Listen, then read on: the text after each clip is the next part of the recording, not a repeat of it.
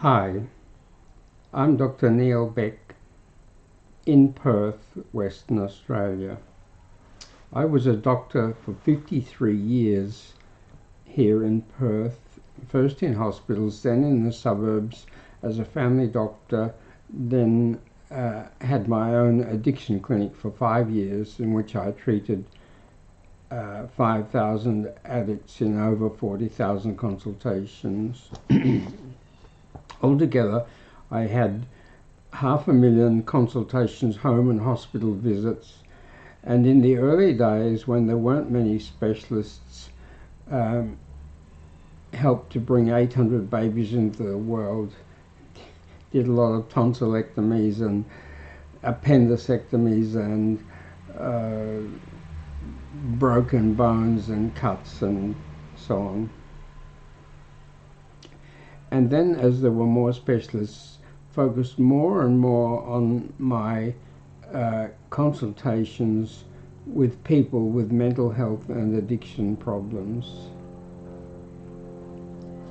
I reached the conclusion that the 5 most important things for having a good life are good mental health, enough good relationships, a strong immune system that fights diseases, the habit of smiling as often as possible, and no addictions. And I was interested in the people who suffered the most and got the worst treatment, and that was addicts. And in the late 1990s, we started to have a terrible epidemic of heroin addiction, and many people were dying. So I started to work 10 hours a week in an addiction clinic which was 99% heroin. And I wanted to know what caused addiction. Why did people take drugs which were so dangerous when they had friends or family who'd died taking those drugs? What made them desperate enough to take such great dangerous actions? And what I found was that it was mental health distresses. Addiction was 4th stage mental health illness. How did I reach that conclusion? Well, in the clinic where I was working, one day I saw 15 heroin addicts and 5 of them had untreated ADD, ADHD, and they were in a terrible condition. How did I know that the ADD had caused the addiction? Well, I went right back to their infancy and childhood, and their parents and their brothers and sisters and their home and their neighborhood and their schools. And it was apparent that what had happened was that their ADD, ADHD had caused them to have behavior problems, had caused them to do badly at school, to often end up having a lot of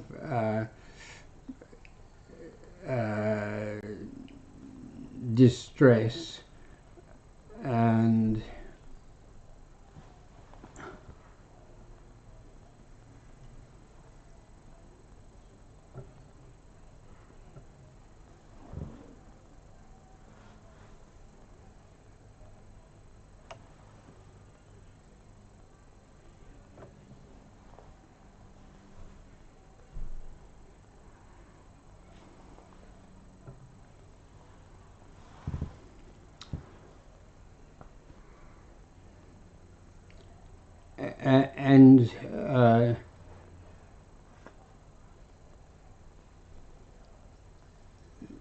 because of their poor education, and they often left school early, they got basic employment, usually some sort of basic physical activity, or they were unemployed, and that caused them to be short of money and often poorly nourished and with poor living accommodation.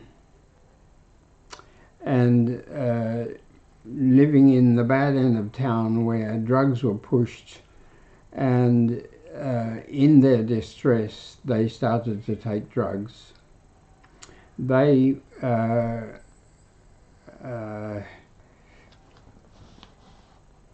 didn't get the diagnosis and treatment they needed, but they eventually got street relief for their distress, and that street relief was always addictive.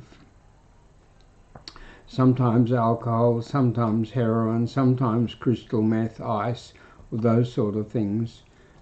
And it was a disaster. In 1 year, I treated 700 heroin addicts, and a third of them had ADD, ADHD. So then I looked very carefully and found that they all had other problems as well. The commonest problem was worry, anxiety problems, general anxiety, social anxiety, panic attacks, obsessive compulsive disease, and all sorts of phobias. They also often had a very poor sleep. One patient early on told me he only slept 6 hours a week. Well, of course, I didn't know whether that was true, and he probably didn't really know whether it was true or not, but he didn't sleep very much. And that made him so distressed and confused that in the end he killed himself.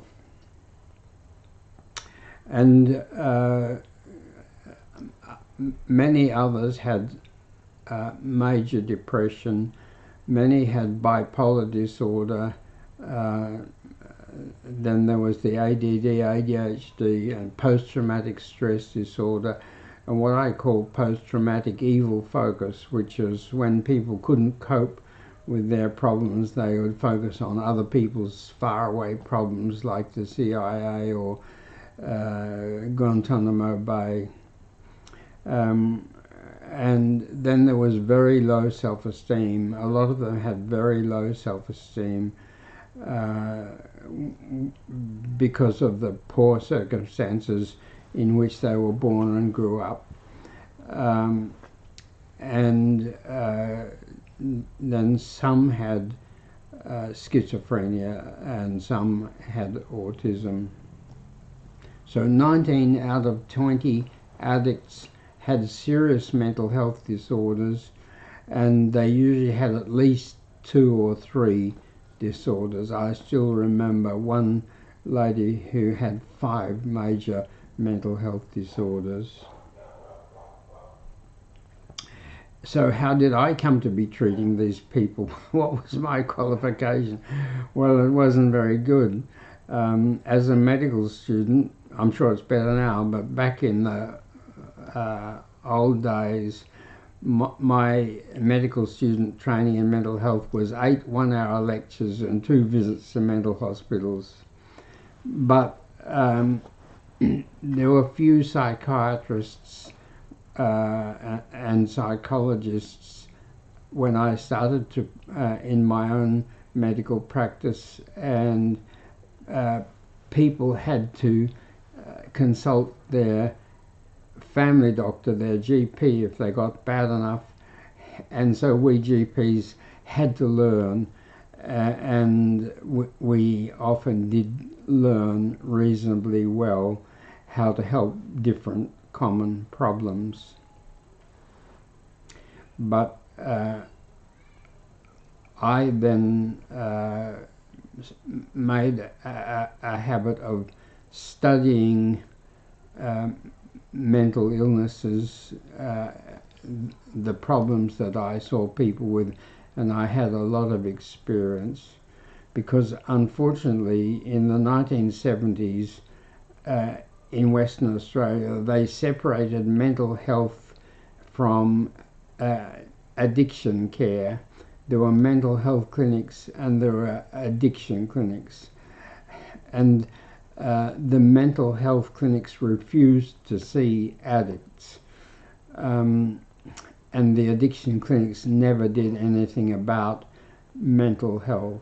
When I was training and sitting in on the mental health, on the addiction clinics, I could see that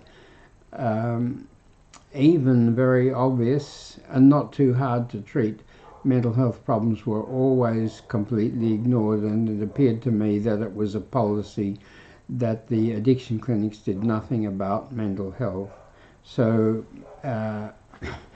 these people with stage 4 mental health disorders could get no mental health care because the mental health care clinics refused to see them, and the addiction clinics did nothing about it. And a lot of doctors didn't want to have anything to do with addiction patients because it was a minefield of regulations, and it was just difficult to try to do anything for these people. But working 10 hours a week in an addiction clinic, I learned a lot, but unfortunately that clinic wasn't interested in causes, so I had to start my own addiction clinic, because I knew that what these people needed was what we call dual diagnosis, that is mental health diagnosis and care at the same time as addiction care. And when I did that, it worked wonderfully. People got better in the addiction clinics. They just went on and on and on, mostly getting methadone, which is about 5 times as addictive as heroin. And then Subutex came in. Subutex is an addictive painkiller which was about as addictive as heroin and was better than methadone, but still people remained addicts. They were addicted to medicine, and they had to keep coming back every few months to get a repeat prescription, and taking the addictive medicines, methadone or Subutex, they still took heroin because those medicines were substitutes for heroin but did not prevent people from taking heroin. So approximately half of the people on methadone still took heroin. And my dual diagnosis was so successful that the word spread, and all these people with addictions who couldn't get treatment for their mental health started to come to my clinic, and I got extremely busy. And what I realized was that there was never going to be enough treatment for all the people that needed mental health treatment. And how was that problem going to be overcome? Well, what I saw was that the 2 treatments for mental health problems had great weaknesses. Everything we do now, we do with tools. We have wonderful tools. I'm old enough to remember when in the kitchen there were only 2 tools. One was a big tin dish that you washed your plates and knives and forks and cups and saucers in it, and the other was a wood stove you had to light every morning when you got up, and keep putting wood on to keep it alight to do your cooking and boil the kettle and so on. But now we have wonderful tools in the kitchen. We have gas and electricity, we have refrigerators, we have gas or electric ovens and stoves that you can just switch on and switch off, and we have dishwashers and mixers and grinders and electric knives, and everywhere else we have tools. But in mental health we only have two tools, and they have great weaknesses. The two tools are medicines and talk therapy. Medicine has the terrible problem that the people who need to take medicine, and the right medicine in the right amounts at the right times, if it's non-addictive, can be very helpful, but doesn't cure. So talk therapy is also necessary. But the problem with medicines is that the people who make medicines want to sell as much as possible, just like the street drug pushers. They want you to stay on their medicines, as much medicine as possible, as long as possible, and to never get well enough to get off the medicines. So they make the medicines addictive. So many medicines, mental health medicines, are addictive. Virtually all the worry, anxiety medicines and sleep medicines are addictive. Originally it was barbiturates. There were many different barbiturates, but they were all addictive. And then in the 1960s we started to get some new medicines which they said were better. Valium, Seropax, Mogadon, Xanax and so on, but they were also all addictive. Benzodiazepines were all addictive. I couldn't find a non-addictive calming medicine for people with anxiety, worry disorders and sleep disorders. There was also Ambien and Stilnox, but they were very addictive. So in the end I discovered a very old calming medicine called baclofen. What happened was that I got a book, I can't remember where from, called The End of My Addiction, written by Professor Olivier Amerson. The End of My Addiction, written by Professor Olivier Amerson. And he was a famous New York cardiologist, professor of cardiology, but he had a terrible anxiety problem and he had a terrible alcohol problem, and eventually he had to stop practicing. And he had been to the 3 best rehabs and had taken every treatment that there was for alcohol addiction, and always relapsed.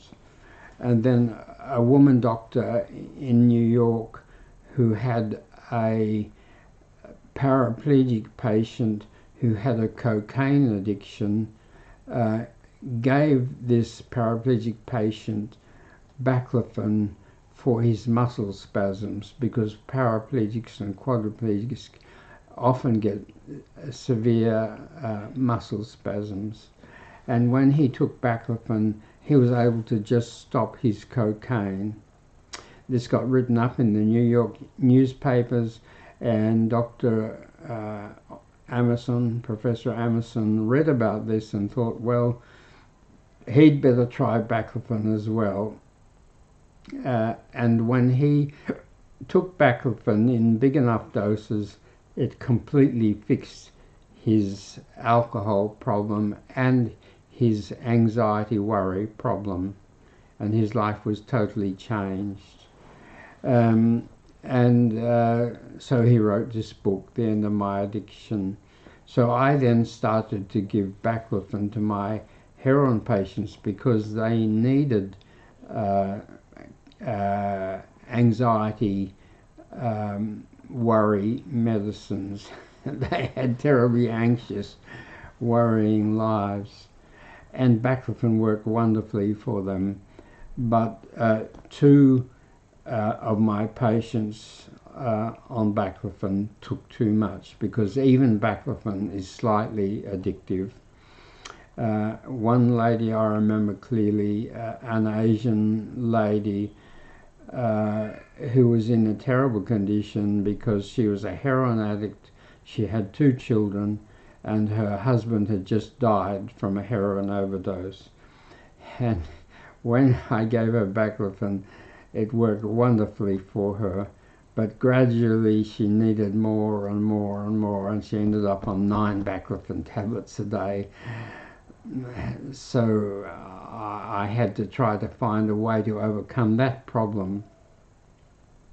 And what I did was I found that if I combined 3 milligrams of baclofen with 2 milligrams of mirtazapine, and mirtazapine is a calming antidepressant, and a 3/4 milligram microdose of naltrexone, and microdose naltrexone blocks heroin, addictive painkillers and alcohol, and it boosts the immune system, and it boosts the brain production of endorphins, and endorphins help to make people calm and to relieve pain. So this combination of 3 milligrams of baclofen, 2 milligrams of mirtazapine, and 3/4 of a milligram of microdose naltrexone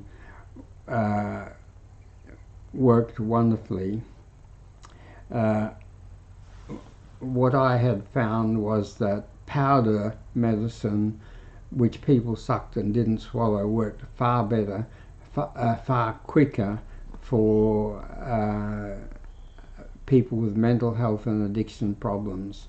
Tablets and capsules that you swallow take half an hour to an hour to start to work, and 1 to 2 hours to work strongly. But powder medicine, if I ground up the tablets and people just put the powder on their tongue and sucked it and didn't swallow it, it started to work in 5 minutes. Your tongue is pink or red because the blood vessels are so close to the surface, and the tiny granules of powder medicine got into the circulation, if sucked not swallowed, and absorbed through the tongue in 5 minutes. And that speed of relief was far more helpful for people with mental health and addiction problems than swallowed medicines that took half an hour to work. And also with powder medicines, I could mix 2, 3 or 4 medicines together, and the combination of baclofen powder, mirtazapine powder, and microdose naltrexone powder worked wonderfully for this lady who was taking 9 baclofen tablets. I called that combination Calm Fast, and Calm Fast then became what I gave my anxious patients, and it worked wonderfully for them. They would take 1 dose, and even if they had heroin or addictive painkiller in the system, that didn't cause any side effects. And if they were still a heroin or an addictive painkiller addict, they would take 1 dose every hour, and it would relieve their craving and their symptoms for an hour without side effects, and then they'd take another dose, and every hour for 8 or 10 hours they'd take a dose, and after that length of time with no heroin or addictive painkiller, they could then take a double dose, 1.5 milligrams of Calm Fast. and if they took 1.5 milligrams every 2 or 3 hours for 24 or 36 hours, they could take a triple dose, 2.25 milligrams, and after 3 days they could take 4 or more doses, and that completely relieved their heroin or painkiller addiction, but also relieved most of their mental health problems. But there was this terrible problem that there were never going to be enough mental health care workers to help all the people who needed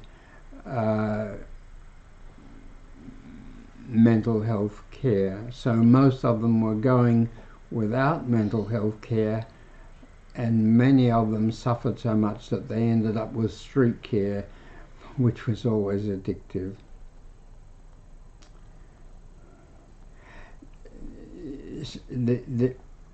What I realized was needed was more tools. We needed a complete package of tools that were very effective, that were non-addictive, and that helped the different mental health problems and addictions. But so much of mental health medicines were addictive, and all the addiction medicines were addictive. But my clinic was so successful that the big public health clinic, which treated most of Perth's addicts, had an 8-week waiting list when I started my clinic. And they had their waiting list because nobody got better. They prided themselves on the fact that the average addict stayed on methadone for 5.5 years. But that was a disaster, because when you're on methadone, when you wake up in the morning, you don't think about going to work and being employed and earning a living. You think about getting to your pharmacy to get a dose of methadone, because methadone is so dangerous that they can't let you take it home. If you take it home, you might take it all and die, or you might sell it to get more heroin. So you have to go every day to the pharmacy, and that's a great barrier to employment and a great barrier to normal everyday life, because it tends to make you rather like a zombie because it's so sedating. But 17 months after I opened my clinic and treated people mental health and addiction, which is called dual diagnosis, the waiting list at the big clinic was 0, because people were getting better. People were stopping, coming back every few months for repeats of prescriptions. So the health department controlled who could prescribe addiction medicines, and they just wrote me a letter without warning or discussion saying that I wasn't following their guidelines, so I could no longer prescribe addiction medicines. Well, of course, I was never going to follow their guidelines. Their treatments were hopeless. People never got better. Well, a few people got better, but more people who died than got better on their treatment. So gradually I developed tools that were safe and that got people better. I realized that there were three things that were needed. Firstly, effective tools that got people better, which were non-addictive. Secondly, self-help. They had to have self-help. Because of the waiting lists and the shortage of mental health care workers, people had to be able to help themselves. So the tools had to be tools that they could use safely themselves and help themselves. And if they could do half the work that was needed with self-help, then the mental health workers would be able to do the rest. And the third thing that was very important was that they had to start treatment early. When mental health problems are treated early, that's much easier, much simpler, much more successful. When they're not treated early, problems lead to more problems, which lead to more problems. And because of the waiting list and the general stigma of mental health, people were not getting treated for years and years and years. So they might start with ADD in childhood, and then they graduate to street drugs, and then they graduate to unemployment and to crime and to living on the streets, and things just get worse and worse and worse. So what was needed was a complete package of non-addictive tools that fixed each aspect of mental health and addiction. Self-help, that people could do a lot to help themselves. Some people could do 3/4 of what was needed. Some people could do half of what was needed. Some people could only do 1/4 of what was needed, and some people couldn't do any self-help. But if they could do half of what needed to be done with self-help, then the rest could be done by the limited workforce. So my first tool, the existing two tools were medicines, and medicines had the great problem that the people who make medicines made them addictive and not very effective and slow, because they wanted people to take as much medicine as possible for as long as possible. And the second tool was talk therapy, psychotherapy, counselling, but that was very slow. One of its weaknesses was it was very slow. It would take you an hour with a patient to work out what their mental health problems were, what caused them, what was making them worse, and how to get them better. And then you'd have to see that patient for half an hour, 3/4 of an hour every week for a long time. So it was so slow. And secondly, it was so costly. To be a therapist, you had to be very well trained. You needed at least a 4-year psychology degree from a university, and a lot of psychologists and therapists had 7-year PhD degrees, and all the psychiatrists had to have 6-year general medical training, and then some general medical practice, and then specialist psychiatric training for 3, 4, 5 years. So they all were very intelligent people with long costly training, and they needed to be paid well. And very few people could afford them in private practice.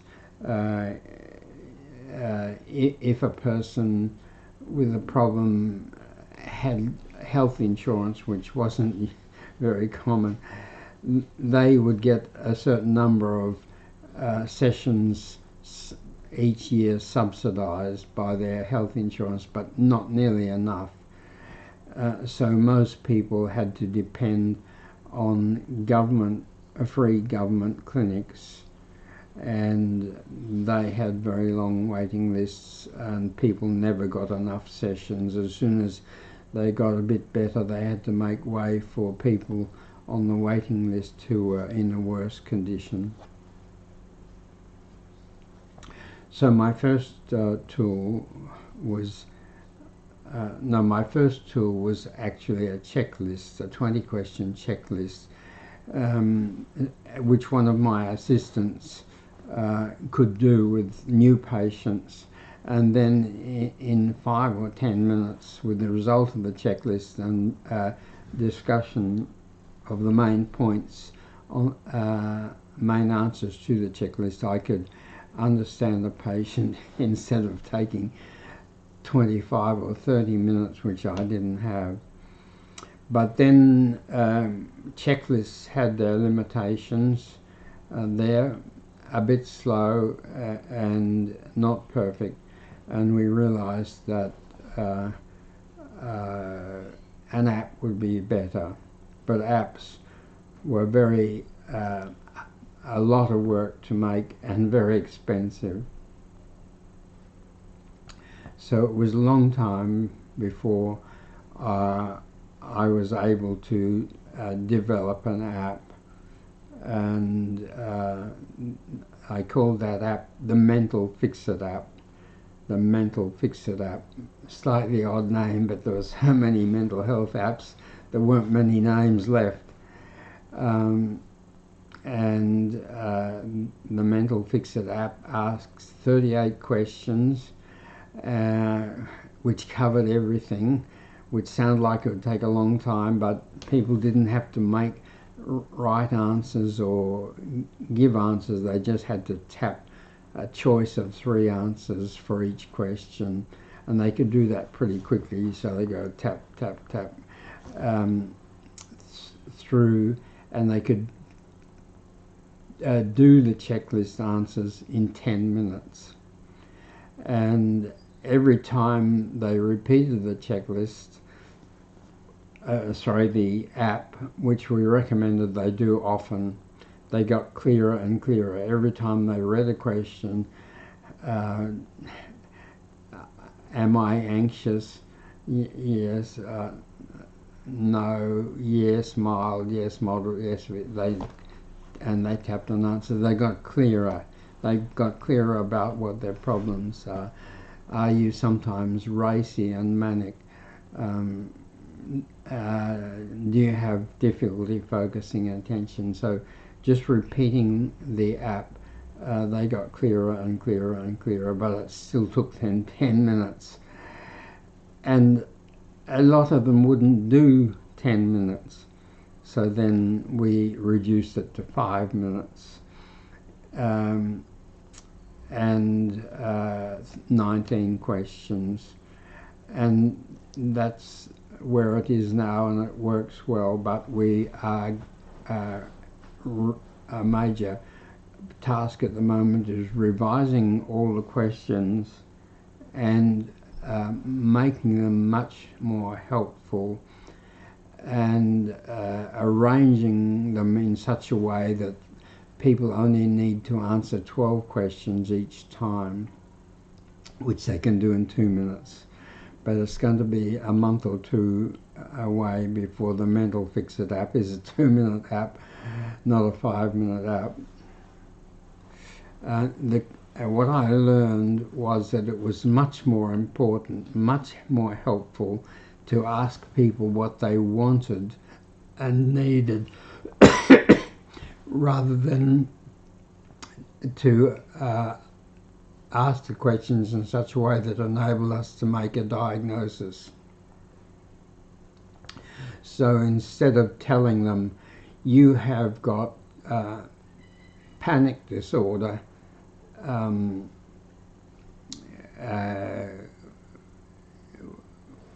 we would ask them, do you want to be calm and relaxed? And that focused them on what they wanted and needed to have a better life. And the more focused and clear they got on what they needed to have a better life, to be calm and relaxed, to be cheerful, to be able to focus and concentrate well, the faster and better they got. So the tools. The next tool was videos. People need to have a good understanding of their problems, not just to know what they want, need, but also to understand their problems. And instead of repeating the same information over and over and over again to different people, I made videos that they could watch over and over again until they got it. My first video about 12 years ago was I think about 10 minutes, and it got 10,000 viewings in 9 months, and that helped a lot of people. So I did 8 more videos. But what happened was, over the years, they stopped watching those videos. I thought, wow, I've got to make them better. So I spent a lot of time revising the content of the videos, and I ended up with not 31 videos of 7 to 12 minutes, and they didn't watch them. And then I realized that what had happened was everybody was watching TikTok videos, and my videos had to be a minute or less. So then I started to make under a minute videos. But with under a minute videos, you can only cover one subject, and so you needed a lot of them. So I made 50, and that wasn't enough, and then 70, and then 90, and now I think there's about 100, and I've got a few more I now know I need to make. But they got lots and lots of views, and it was clear that people were being helped. Great numbers of people were being helped. One video, 1 minute video, got 8,800 views in a pretty short time. Another got 8,700 views. Another got 4,000. Most of them much less than that, but still people were watching, and they were responding and making comments and asking questions that indicated that these videos were really helping them. So of course we had to have websites. My first website was healthvideos.a2z.com, which then became mentalhealthvideos.a2z.com, which was quite lengthy and detailed, and had a list of all the 1 minute videos, but it had a lot of other information about different problems, and but people found that too long, so recently we developed a short, much shorter website, which is smilefixit.com, smilefixit.com, and on smilefixit.com, on a couple of pages you can see everything, and you can just tap the item that looks like it will help you and go to that, and that's working much better and getting much more views. And the fourth tool was live streaming, because a lot of people prefer to watch live streaming, so that supplements the 1 minute videos, and I do live streaming 4 times a week for an hour and a quarter. But I'm not quite sure where that's going, because TikTok is the most popular, and that's under threat of being closed. But my tech support, wonderful tech support, arranged it so that when I do TikTok, I'm also doing YouTube, Facebook, Instagram, and X.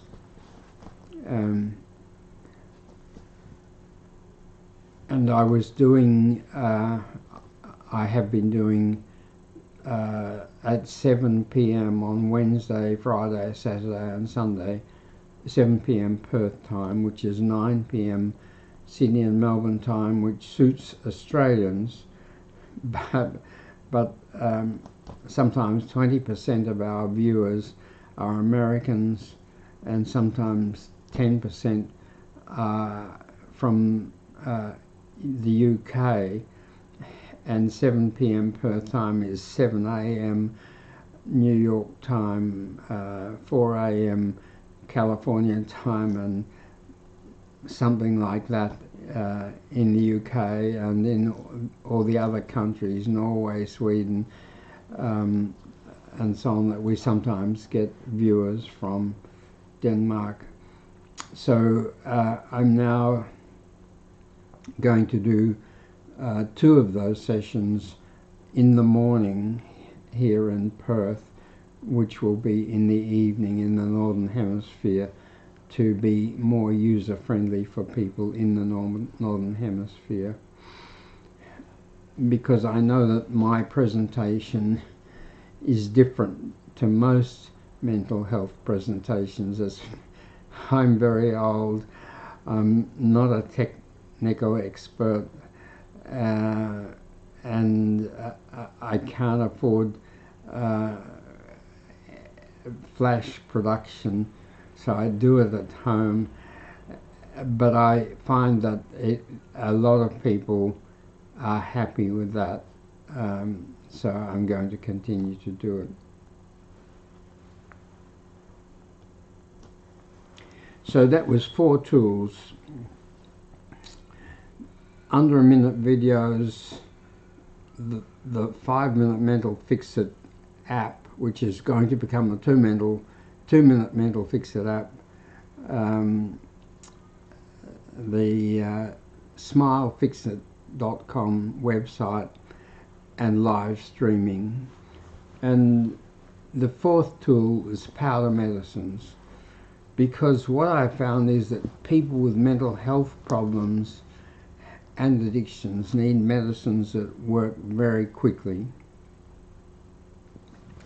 They start to get an attack of a mental health problem, or they start to crave an addictive substance, and they need medicine that stops that or reduces it as quickly as possible. And swallowing a tablet or a capsule that takes half an hour to an hour to start to work, and 1 or 2 hours to get strong, is just not fast enough in most cases. So they have to take those swallowed medicines 2 or 3 or 4 times a day in anticipation, in case they need them. And that the medicines seem to, well, of course that's costly and troublesome and people don't like doing that, but also the medicines seem to lose some of their effect, even the non-addictive medicines. And then I discovered that if I ground the tablets up in a coffee grinder, and people could drop the powder on their tongue with some little spoons I had made, double-ended little plastic spoons that gave a 0.05 ml dose at one end or a 0.15 ml dose at the other end. People could drop the powder on their tongues, and if they sucked it, it started to work in 5 minutes, because your tongue is pink or red because the blood vessels are so close to the surface, and the tiny granules of powder medicine get into those blood vessels very quickly. And it's even better than that. If the powder medicine tastes very nice, soon your body connects having a nice taste with getting better in 5 minutes, or starting to get better in 5 minutes and being a lot better in 10 to 15 minutes. And when it connects that taste, you get taste conditioning. You've probably heard of Pavlov's dog conditioning. Well, it's like that. And what happens is, as soon as you taste the medicine, you start to get better. You start to get a placebo effect. And a placebo effect is a real effect, not a make-believe effect. You really do start to get better as soon as you taste the medicine, even before the medicine is absorbed by your tongue. And you're getting a strong benefit within 5 to 10 minutes.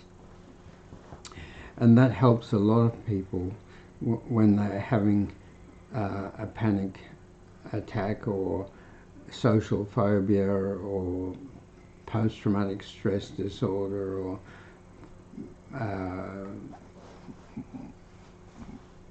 whatever their problem is. If they can get relief starting in seconds and strong in 5 to 10 minutes, that makes their life much better. And that also weakens the problem, because bad feelings are really habits. What is a habit? Well, it's very important to know, because 60 to 65% of our life is habits. A habit is when something happens over and over and over again so often that the underlying triggers and electrical messages in your brain and nerves and chemical triggers and chemical messages in your brain and tissues and blood flow happen so often that your brain makes them stronger and stronger and stronger until they're automatic, and they happen without effort or thought, and they're hard to stop. So why does your brain develop habits? It develops habits because it's so busy. Your brain has so much to do, it can't do everything at once. So it makes as much as possible that we do often into habits that just happen, that allow your brain to concentrate on difficult things that you don't do very often, and on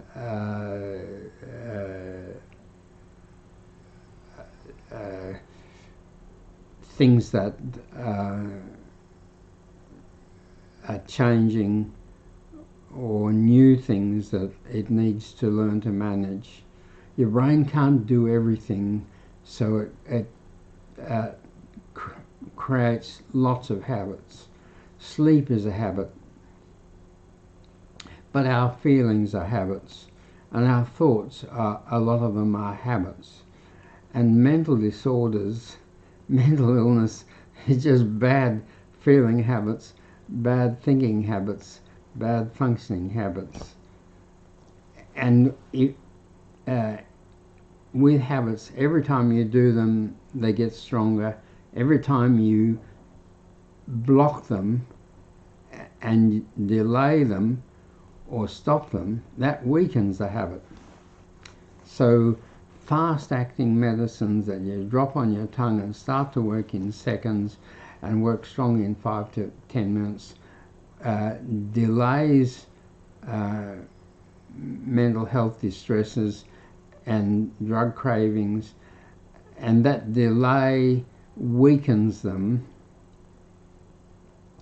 And if you take the medicine every time a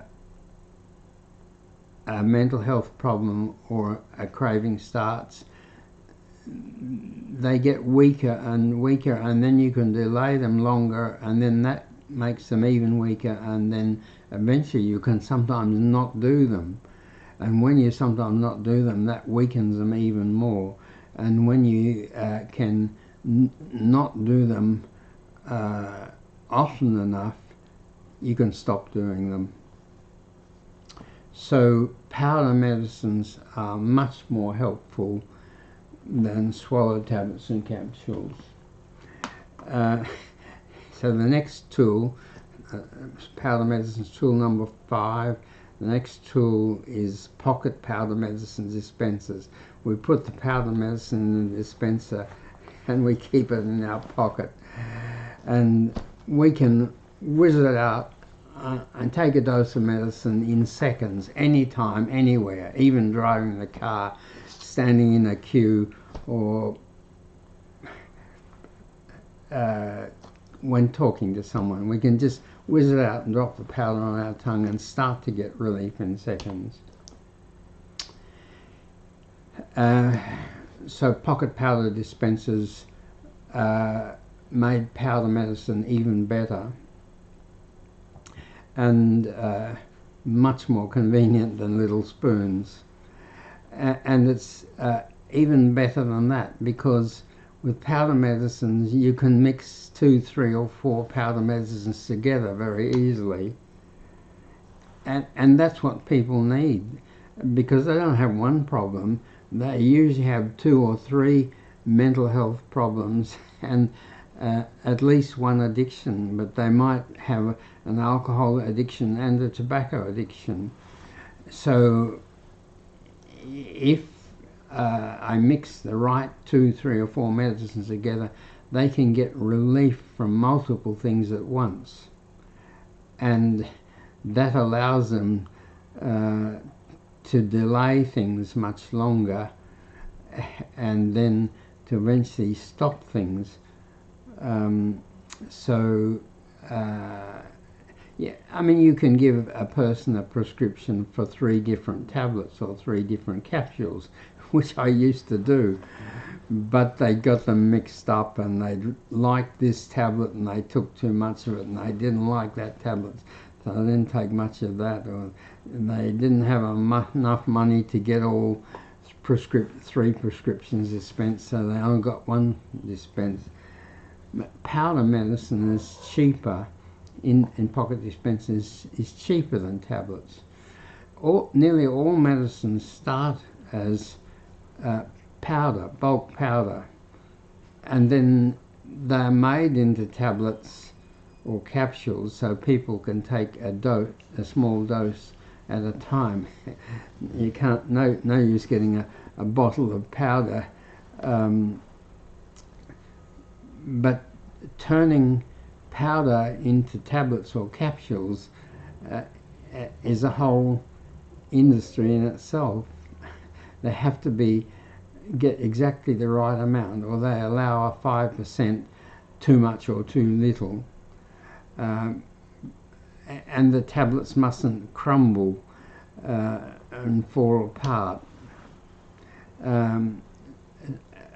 But the powder in your dispenser is bulk powder, which is cheaper, and the dispensers look fancy, but they're mass produced and they're not very expensive. So mixtures, powder, the 5th and 6th tools allowed mixtures, and it's even better than that, because powder allows you to get your more exact personal dose. I saw people who were 45 kilos and other people 145 kilos, and They needed, and everything in between, and they needed different amounts. How big your dose of medicine should be depends very much on your body weight, and also on how well you absorb it. And some people absorb medicines better than others, and how quickly your liver and your kidney excrete or break down, and how quickly you burn a medicine. And if you don't get enough of a medicine, it doesn't work well enough. And if you get too much, you get side effects. And with tablets, you can often break them in halves, and they might make 2 different strengths. With capsules, they might make 2 different strengths, but it's still very hard for people to get exactly the right amount. And most people and a lot of doctors think, oh yeah, you just take 1 tablet or you take 2 tablets, but it's much better if your first powder dispenser contains gives you weak doses, and you take multiple weak doses and find out how many multiple weak doses works best for you, and then you get a dispenser which has got that correct amount for you in 1 dose. So what was the 7th tool? The 7th tool is an HBMA, a heartbeat meditation aid. Meditation is so helpful, so valuable for people with mental health disorders. In fact, for everyone. It's a little bit like having a little sleep. My blacksmith grandfather, he started work at 6:30 every morning, after lunch would have a 15-minute nap, and that would keep him going for the rest of the day because he worked very hard, very long days. And meditation is a little bit like a nap. It's a little rest, a little holiday from all your stresses and strains and thoughts. But the people who would most benefit from meditation often find they can't do it, and they can't nap either. They just can't calm down enough. So meditation is a habit that you can develop in which you focus on something, and when you focus on that something, you can withdraw your thoughts from everything else. So the people that teach meditation and have been doing it for years and years can snap into meditation in moments and meditate for however long they've got time to do or they want to do. A minute or 3 minutes or 5 minutes or 10 or 20 or 30 minutes or an hour, whatever. But the people who most need to forget everything have very much more difficulty on focusing on something. What they get taught to do is to focus on a word, and they just repeat the word, repeat, and try to forget everything else. Their mind keeps wandering, but they keep bringing it back to what the word that they're repeating. Or they get taught to focus on their breathing. Breathe in, breathe out, breathe in, breathe out, breathe in, breathe out, and stop thinking. But your breathing is not very mind-grabbing, and the word is not very mind-grabbing, and a lot of the people who need meditation most can't do it, can't learn it. And so I thought, wow, listening to your heart might be a better mind grabber, and it is. So this short stethoscope, you just put it in like that, that's the hearing part, you put that down under your clothes on the upper left side of your chest, and you can hear your heart beating, and it beats loud and strong, and it's very interesting. And you think about, wow, that's my heart's been beating for 87 years, never stopped. Uh, that's interesting. And if you do that for a couple of months, you've developed a reasonably strong meditation habit, and you can start to meditate by focusing on your breathing, and focusing on your breathing is the best thing. And what's the 8th tool? Oh, sorry.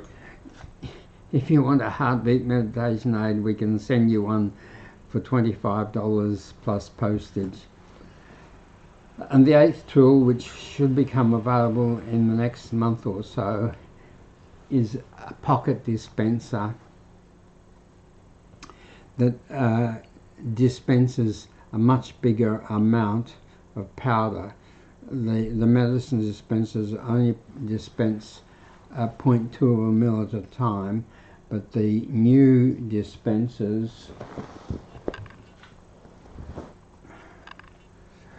will dispense 1 1/4 mils at a time, and what they'll dispense is fruit powder, your favourite fruit powder. Fruit powder is becoming popular all over the world and used in cooking and making drinks and thick shakes and so on. Because the other thing that I noticed over my 53 years as a doctor growing, apart from mental health and addiction, was obesity and diabetes and blocked arteries. There is an absolute epidemic of obesity in the developed, prosperous countries. North America, the UK, Australia, and with obesity goes diabetes. And it's because people are doing less and less physical work, and they're burning less and less calories, but they're taking more and more calories because almost nobody starves now, and there's plenty of food, and sugar has become a gold mine for the food and drink manufacturers, because sugar is very cheap. You can go into a supermarket and see a big bag of sugar, and it's so cheap. People love the taste. They love the sweet taste of sugar, and it's addictive. Some authorities believe it's as addictive as cocaine. I found that a bit hard to believe, so I did a ChatGPT search, and sure enough, sugar is definitely addictive.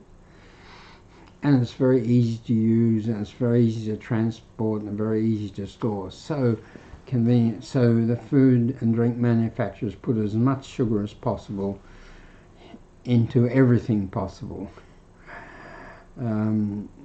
So we are burning less and less calories because we sit at a desk instead of doing heavy physical work like my blacksmith grandfather and my farming grandfather.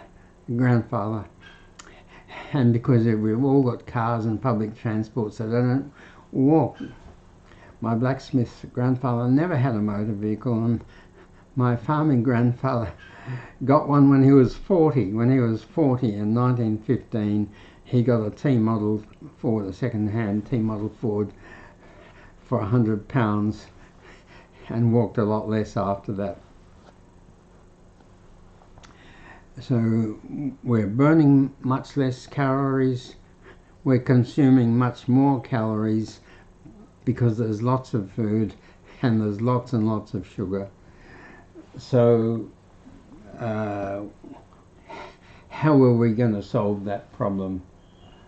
I felt the best solution was the growing